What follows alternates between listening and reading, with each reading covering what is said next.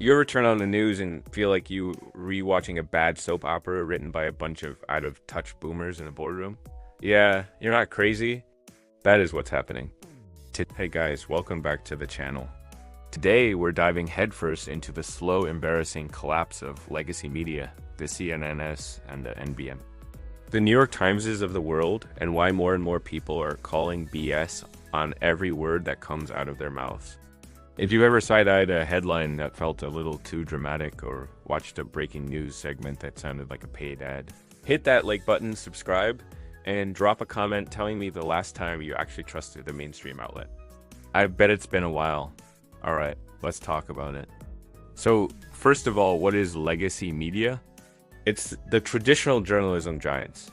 The newspapers your grandpa read, the anchors your parents fell asleep to every night, the same outlets that once had a chokehold on what counted as the truth. These institutions used to be the gatekeepers of information. But now, they're flailing. Because in 2025, people aren't just consuming media, we're dissecting it, fact-checking it in real time, and roasting it on Twitter 5 minutes after it drops. The power has shifted, and they hate it. Let's break down why legacy media is tanking harder than a Hollywood remake. 1. Nobody believes them anymore. Trust in mainstream news is at an all-time low. According to Gallup, only about 32% of Americans say they have a great deal or fair amount of trust in the mass media. That's not a confidence problem, that's a credibility crisis. People are sick of the spin. Left, right, center, doesn't matter. Everyone feels like they're being fed a narrative instead of the news. And once you notice the bias, you can't unsee it. 2. Social media dismantled the monopoly back in the day. If you wanted news, you had like 3 choices. Today, we've got YouTubers, podcasters, Substack journalists, and meme accounts doing better reporting than people with million-dollar studios and fancy degrees. The gatekeepers lost the gate. TikTok influencers with a ring like and an attitude are pulling more views than primetime CNN. That's not a glitch, that's evolution. 3. Advertisers run the show. Let's be real, most news is just advertising with a political flavor. Pharmaceutical companies, defense contractors, tech giants, they all buy ad space and airtime. You really think people taking money from Pfizer are going to question Pfizer? Come on, legacy media doesn't bite the hand that feeds. And when your revenue depends on your silence, objectivity goes right out the window. 4.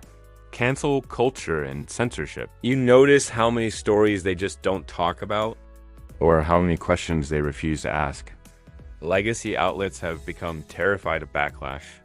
They don't report, they curate. They tiptoe around topics, ignore inconvenient facts, and pretend dissent doesn't exist.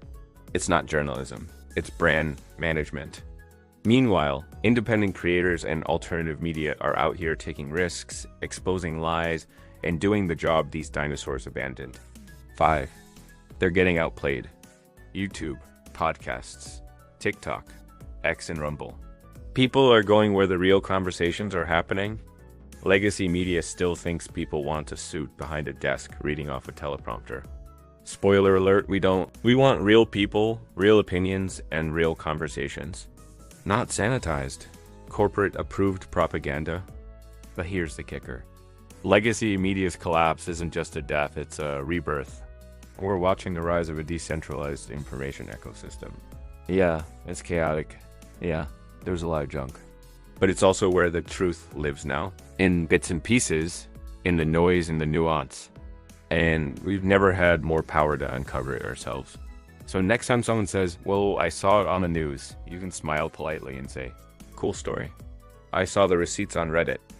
If you made it this far, you're clearly not one of the sheeple. So hit that like button, subscribe, and let me know in the comments what legacy outlet finally lost your trust. Was it the Cuomo scandal? The COVID flip-flopping? The way they covered January 6th? Let's get into it. And don't forget you're not crazy for questioning the narrative. You're just awake. Thanks so much for tuning in. Can't wait to see you in the next one on A Difference of Opinions.